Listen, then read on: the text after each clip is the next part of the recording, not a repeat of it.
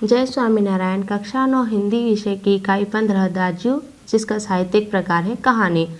दाजू यह पहाड़ी क्षेत्र की भाषा का अर्थ शब्द है जिसका अर्थ होता है बड़ा भाई, जिसके लेखक हैं यहाँ पर हमारे सामने शेखर जोशी जी, जिन्होंने बहुत ही सुंदर तरीके से हमारे सामने रिश्तों के महत्व को दर्शाया है कि किस तरह से हमारे व्यवहार से हमारे रिश्ते बनते हैं और बिगड़ते हैं। इस कहानी में मदन नामक एक बालक के साथ किस तरह का अपनत्व और उसके बाद तिरस्कार दर्शाया गया है, वह पता चलता है कि एक छोटा बालक जब तक आपको उससे अपनापन लगता है, आप उससे अच्छे से बात करते हैं और फिर आप उसका तिरस्कार करते हैं, तो किस प्रकार अपनेपन की भावना से रिश्ते बनते हैं और किस तरह से तिरस्कार करने पर रिश्ते टूट जाते हैं, वह यहाँ पर पता चलता है। यदि हमें कोई धोखा दे तो हमारा दिल टूटता है, हमें कितना दुख होता है, वो यहाँ एक बाल मन द्वारा बताया गया है। अब हम बढ़ते हैं हमारे लेखक शेखर जोशी के परिचय की तरफ। शेखर जोशी का जन्म 10 सितंबर 1932 को अल्मोड़ा उत्तरांचल के औलिया गांव नामक स्थान पर हुआ। आपने केकड़ी एवं अजमेर में स्कूली शिक्षा प्राप्त की। लगभग 30 वर्षों तक इलाहाबाद के निकट एक सैनिक औद्योगिक प्रतिष्ठान में कार्यरत रहने के बाद आप स्वतंत्र लेखन कर रहे हैं। आपके चर्चित कहानी संग्रह हैं कौसी का घटवार, साथ के लोग, दाज्यू, हलवाहा एवं नौरंगी बीमार। आपकी आदमी और कीड़े कहानी को 1955 में धर्मयुग द्वारा आयोजित कहानी प्रतियोगिता में प्रथम पुरस्कार प्रदान किया गया। नई कहानी आंदोलन के चर्चित कथाकार महावीर प्रसाद द्विवेदी पुरस्कार और पहल से सम्मानित। दाजू कहानी पर चिल्ड्रन फिल्म सोसाइटी द्वारा फिल्म का निर्माण। दाजू कहानी बाल श्रमिक पर लिखी गई कहानी है। बदन एक पहाड़ी बालक है जो पेट की आग बुझाने के लिए शहर में आकर एक होटल में काम करता है। भोलेपन में जिसे वह अपना दाजू अर्थात बड़ा भाई समझने लगता है, वही किस प्रकार एक दिन उसके बाल मन पर आघात कर जाता है, इसका मार्मिक चित्रण इस कहानी में हुआ है। यह कहानी है अल्मोड़ा के गांव से आए हुए दो लोगों की, जहां पर शब्द दाजू यानी बड़े भाई के लिए उपयुक्त होता है, और यहीं पर बालक एक जगदीश बाबू नामक व्यक्ति को उससे अपनापन जताकर उन्हें अपने बड़े भाई के समान मानने लगता है। पर वही जगदीश बाबू जब उसका तिरस्कार करते हैं तो उसे कितनी चोट पहुंचती है, हम उसका अध्ययन करने जा रहे हैं। चौक से निकलकर बाईं ओर जो बड़े साइन बोर्ड वाला छोटा कैफ़े है, वहीं जगदीश बाबू ने उसे पहली बार देखा था।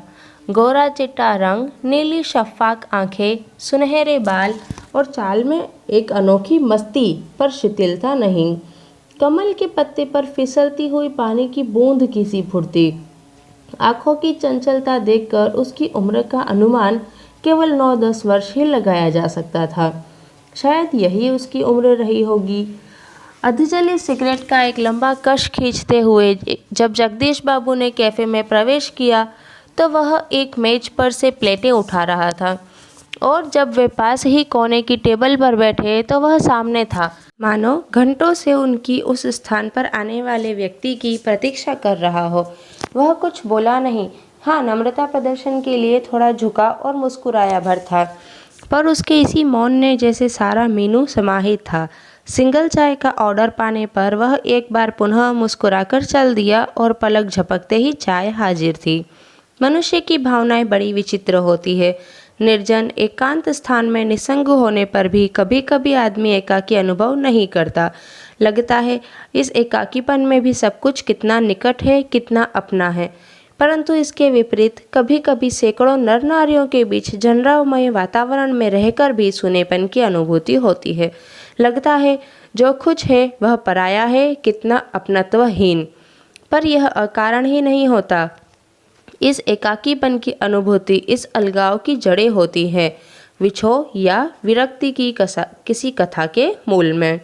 विरक्ति यानी यहाँ पर यही कहा गया है कि पहले पैराग्राफ में हमारे सामने उस बालक मदन की सुंदरता का, उसके रूप रंग का वर्णन किया गया है। फिर उसके बाद जगदीश बाबू का उससे मिलना, और तीसरे पैराग्राफ में दिया गया है मनुष्य की भावनाएं कि वे निर्जन एकांत स्थान पर किसी भी आदमी के लिए कैसा अलग खाली उन्हें अनुभव होता है, अकेलापन उन्हें लगता है।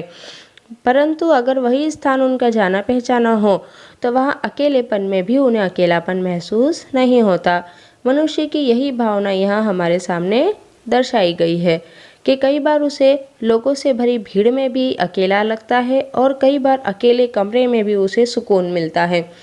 यही है मनुष्य की भावनाएं कि उसे अपने उस स्थान और उस नए माहौल में ढलने में जितना समय लगता है, उस अनुरूप उसकी भावनाएं ढलती हैं। जगदीश बाबू दूर देश से आए हैं, अकेले हैं। चौक की चहल पहल, कैफ़े के शोरगुल में उन्हें लगता है सब कुछ अपनत्वहीन। शायद कुछ दिन रहकर अभ्यस्त हो जाने पर उन्हें इसी वातावरण में अपनेपन की अनुभूति होने लगे, पर आज तो लगता है यह अपना नहीं, अपनेपन की सीमा से दूर, कितना दूर है। और तब उन्हें अनायास ही याद आने लगते हैं अपने गांव पड़ोस के आदमी, स्कूल कॉलेज के छोकरे, अपने निकट शहर के कैफ़े और होटल। चाय साहब, जगदीश बाबू ने राखदानी में सिगरेट झाड़ी। उन्हें लगा इन शब्दों की ध्वनि में वही कुछ है जिसकी रिक्तता उन्हें अनुभव हो रही है, और उन्होंने अपनी शंका का समाधान कर लिया। क्या नाम है तुम्हारा? मदन। अच्छा मदन, तुम कहाँ के रहने वाले हो? पहाड़ का हूँ बाबूजी। पहाड़ तो सैकड़ों हैं, अब आबू, दार्जिलिंग, मसूरी, शिमला, अल्मोड़ा। तुम्हारा गांव किस पहाड़ में है? इस बार शायद उसे पहाड़ और ज़िले का भेद मालूम हो गया। मुस्कुराकर बोला, अल्मोड़ा साहब, अल्मोड़ा। यानी यहाँ जगदीश बाबू को जब अकेलापन महसूस हो रहा है, वह अपने उस गांव की यादों में गुम है। इतने में मदन उनके सामने चाय लाता है। मदन वही बालक जिसका वर्णन यहाँ हमारे पाठ में, हमारी कहानी में सबसे पहले किया गया है।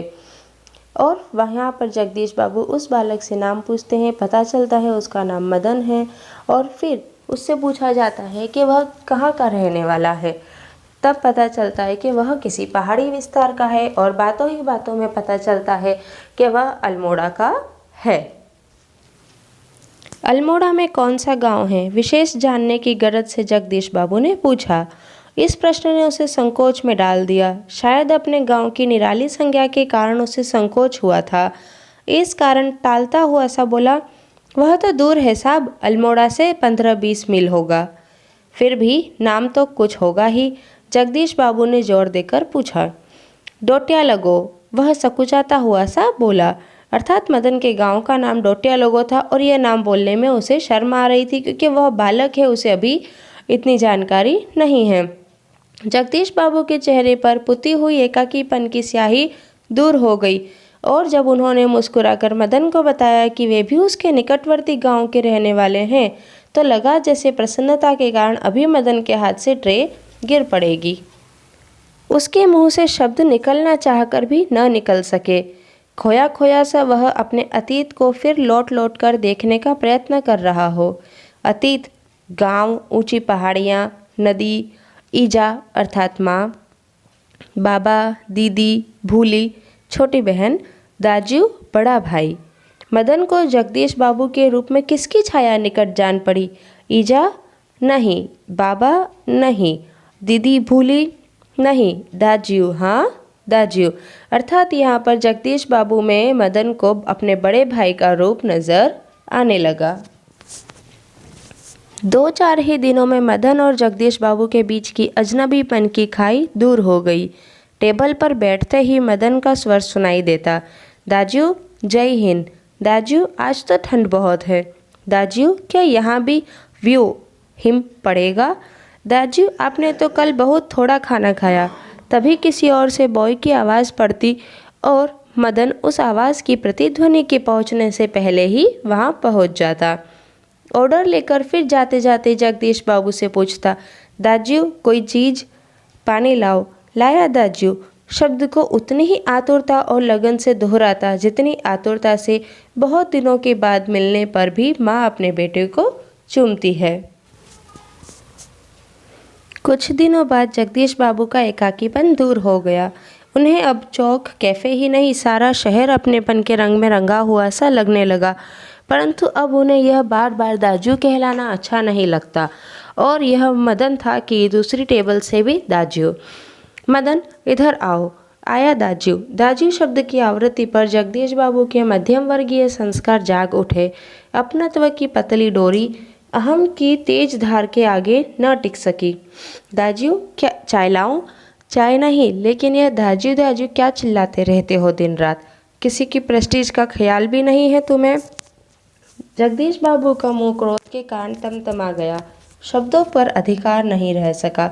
मदन प्रेस्टीज का अर्थ समझ सकेगा या नहीं, यह भी उन्हें ध्यान नहीं रहा, पर मदन बिना समझाए ही सब कुछ समझ गया था। मदन को जगदीश बाबू के व्यवहार से गहरी चोट लगी। मैनेजर से सिरदर्द का बहाना कर वह घुटनों में सर दे कोठरी में सिसकियां भर भर रोता रहा। घर गांव से दूर ऐसी परिस्थिति में मदन का जगदीश बाबू के प्रति आत्मीयता प्रदर्शन स्वाभाविक ही था। इसी कारण आज प्रवासी जीवन में पहली बार उसे लगा जैसे किसी ने उसे ईजा की गोदी से, बाबा की बाहों के और दीदी के आंचल की छाया से बलपूर्वक खींच लिया हो। परंतु भावुकता स्थायी नहीं हो तो रो लेने पर, अंतर की घुमड़ती वेदना की आंखों की राह बाहर निकल लेने पर मनुष्य जो भी निश्चय करता है, ये वे भावुक क्षणों की अपेक्षा अधिक विवेकपूर्ण होते हैं। मदन पूर्ववत काम करने लगा। दूसरे दिन कैफे जाते हुए अचानक ही जगदीश बाबू की भेंट बचपन के सहपाठी हेमंत से हो गई। कैफे में पहुंचकर जगदीश बाबू ने इशारे से मदन को बुलाया, परंतु उन्हें लगा जैसे वह उनसे दूर दूर रहने का प्रयत्न कर रहा हो। दूसरी बार बुलाने पर ही मदन आया। आज उसके मुंह पर वह मुस्कान न थी और न ही उसने क्या लाऊं दाजू कहा। स्वयं जगदीश बाबू को ही कहना पड़ा, 2 चाय 2 ऑमलेट। परंतु तब भी लाया दाजू कहने की अपेक्षा लाया साब कहकर वह चल दिया, मानो दोनों अपरिचित हों। शायद पहाड़िया है, हेमंत ने अनुमान लगाकर पूछा। हाँ, रूखा सा उत्तर दे दिया जगदीश बाबू ने और वार्तालाप का विषय ही बदल दिया। मदन चाय ले आया था। क्या नाम है तुम्हारा लड़के? हेमंत ने एहसान चढ़ाने की गरज से पूछा। कुछ क्षणों के लिए टेबल पर गंभीर मौन छा गया। जगदीश बाबू की आंखें चाय की प्याली पर ही झुकी रह गई। मदन की आंखों के सामने विगत स्मृतियां घूमने लगी। जगदीश बाबू का एक दिन ऐसे ही नाम पूछना, फिर दाजू आपने तो कल थोड़ा ही खाया, और एक दिन किसी की प्रेस्टीज का ख्याल नहीं रहता तुम्हें। जगदीश बाबू ने आंखें उठाकर मदन की ओर देखा। उन्हें लगा जैसे अभी वह ज्वालामुखी सा फूट पड़ेगा। हेमंत ने आग्रह के स्वर में दोहराया, क्या नाम है तुम्हारा? बॉय कहते हैं साहब मुझे, संक्षिप्त सा उत्तर देते हुए वह मुड़ गया। आवेश में उसका चेहरा लाल होकर और भी अधिक सुंदर हो गया था। अब हम इस बात के शब्दार्थ और टिप्पणी देखेंगे। शफ़ाक यानी उजली, मीनू व्यंजन सूची, निसंग अकेला, जनशद में यानी शोरगुल युक्त, हिम यानी बर्फ और व्यू अर्थात भी बर्फ, अहम यानी घमंड, प्रेस्टीज इज्जत, वेदना पीड़ा। तो विद्यार्थी मित्रों, आपको इस कहानी से इतना तो पता चल ही गया है कि किस तरह लोग अपनापन जताते हैं और कभी रिश्ते तोड़ने के लिए बिल्कुल धुतकार देते हैं। पर हमें यह समझना चाहिए कि लोग अपनापन जता रहे हैं और सिर्फ अपना स्वार्थ नहीं निभा रहे हैं, वे वास्तव में भी अपने बने हैं। कुछ लोग वास्तव में पराये होकर अपनेपन का एहसास दिलाते हैं और अपना फ़र्ज़ निभाते हैं, तो कई बार लोग अपना काम पूरा होते ही अपनों को भी पराया कर देते हैं। धन्यवाद।